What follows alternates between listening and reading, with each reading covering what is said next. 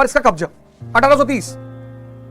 अब देखना भारत की शिक्षा के साथ कहां से खेल हुआ और उसको हमें कैसे इंप्रूव करना है, क्या करना है हमें। तो 1757 से भारत पर कब्जे की शुरुआत, 1830 कंपनी का भारत के एक बहुत बड़े भूभाग पे कब्जा। अब 1757 में 1765 में इन्होंने बंगाल, बिहार, ओडिशा पे कब्जा कर लिया। 1799 में इन्होंने मैसूर पे कब्जा कर लिया, साउथ इंडिया पर इनका कब्जा हो गया। 1816 में इन्होंने महाराष्ट्र के रीजन पे कब्जा कर लिया, मराठा।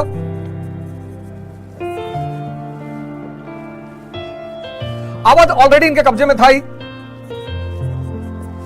हैदराबाद इनके अधीन था। मैप में देखो, मैप में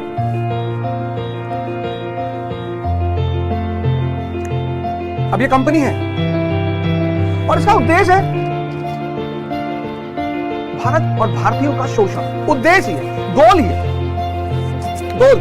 इनका गोल है भारत और भारतीयों का शोषण, एक्सप्लॉइटेशन, ये इनका गोल है। और जब हमारा गोल है किसी का एक्सप्लॉइटेशन, तो हम उसको विवेक क्यों देंगे?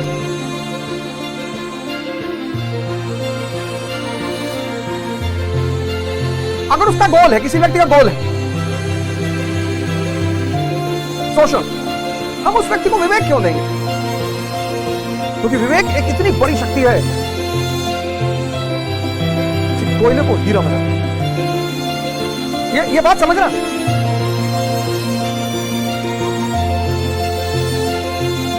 जब हमारा गोल ही है शोषण, एक्सप्लॉइटेशन, तो जिसका शोषण करना है, जिसका एक्सप्लॉइटेशन करना है, उसको हम विवेक क्यों देंगे, विजडम क्यों देंगे? क्योंकि विवेक एक इतनी बड़ी शक्ति है, इतनी बड़ी विजडम एक इतनी बड़ी शक्ति है, विवेक। इसका काम ही है कोयले को हीरा बनाना।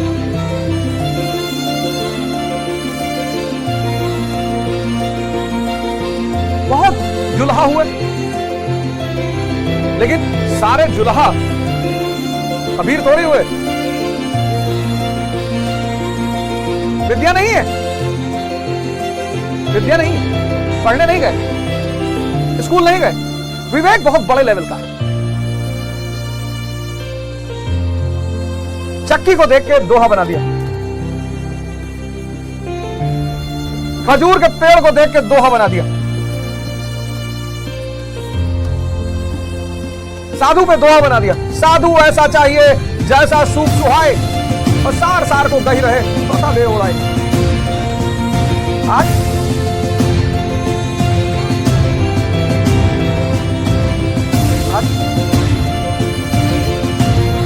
किसी का समाज में, राष्ट्र में अगर नाम और उसमें कोई एक नेगेटिव वीडियो आ जाए, 1 मिनट के अंदर मिलियन व्यू।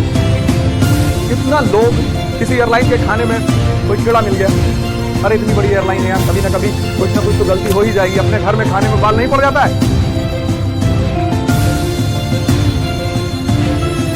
आज का समाज देखो कितना मजा ले रहा है बुराई का।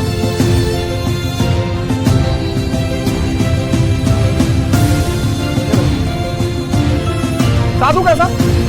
साधु ऐसा चाहिए जैसा सूख सुहाए, सार सार को गही रहे।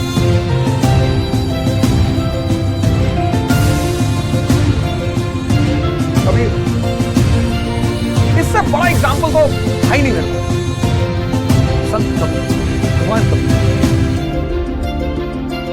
जीवन के कुछ सिद्धांत तो मैंने इनसे ऐसे सीखे हैं, ऐसे अनगढ़ आदमी।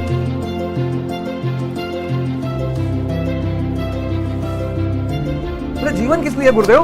अरे बोले वृक्ष का बहु नहीं फल भखे, नदी न संचय नीर, और परमार्थ के कारण। परमार्थ तभी कर पाओगे जब तुम्हारे अंदर का परमात्मा जाग जाए।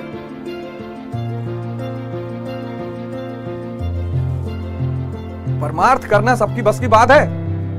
परमार्थ वही कर सकता है जब किसी व्यक्ति के अंदर का परमात्मा जाग जाए, उसके अंदर शक्ति पैदा हो जाए। अब कंपनी को 1830 के बाद जब इतने बड़े भूभाग पे उसका कब्जा हो गया, तो कंपनी के सामने एक चुनौती यह थी, ईस्ट इंडिया कंपनी के सामने 1830। अब उसके सामने चुनौती यह है कि यार बाबू और चपरासी तो हम इंग्लैंड से ला नहीं सकते।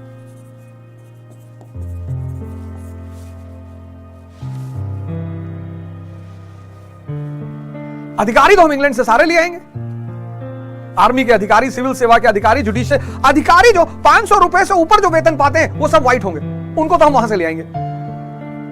लेकिन बाबू और चपरासी अगर हम वो भी वहां से लाएंगे तो इंग्लैंड में तो कोई बचेगा ही नहीं। बोले तब, बोले यार तब शिक्षा तो इनको देनी पड़ेगी। अंग्रेजों के बीच लड़ाई हो गई, लड़ाई मतलब मनमुटाव हो गया, दो गुट बन गया। एक गुट ने कहा कि देखो भैया इनको बाहरी पाश्चात्य शिक्षा मत दो, बहुत समझदार लोग हैं, पलट देंगे हम लोग को 10 साल में।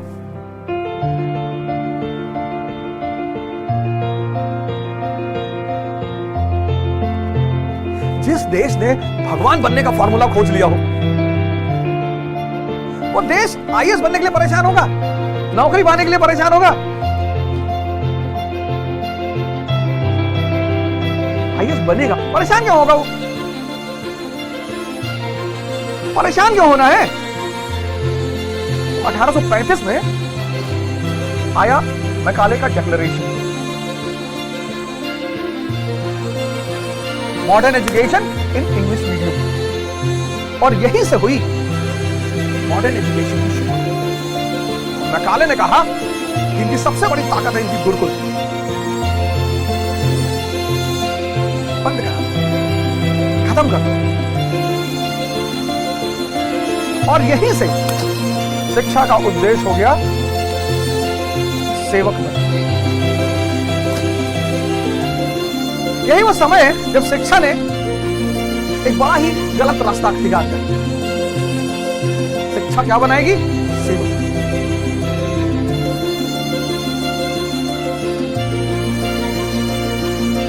और फिर ये मैकाले से जो कहानी शुरू हुई,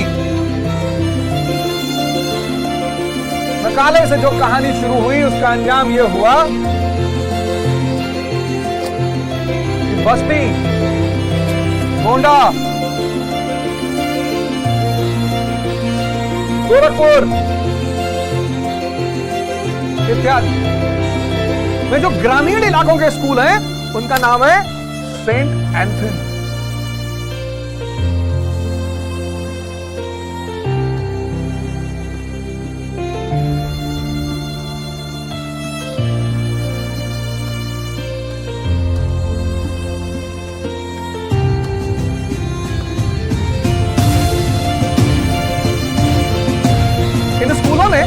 मैं भी इनमें से एक स्कूल में पढ़ा हूं, फातिमा इंटर कॉलेज, बड़ा प्यारा स्कूल हमारा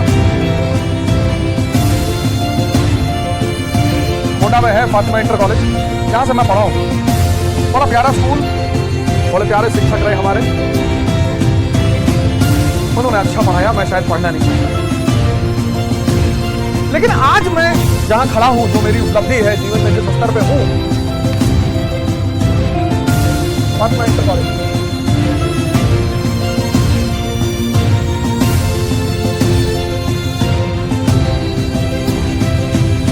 योगदान है गुरुकुल।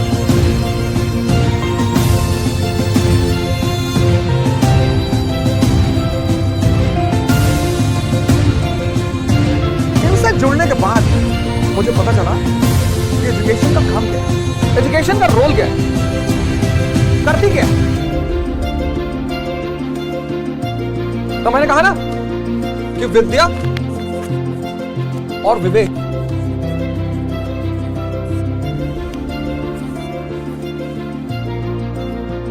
लेनिन के पास है, लेनिन के पास है विवेक।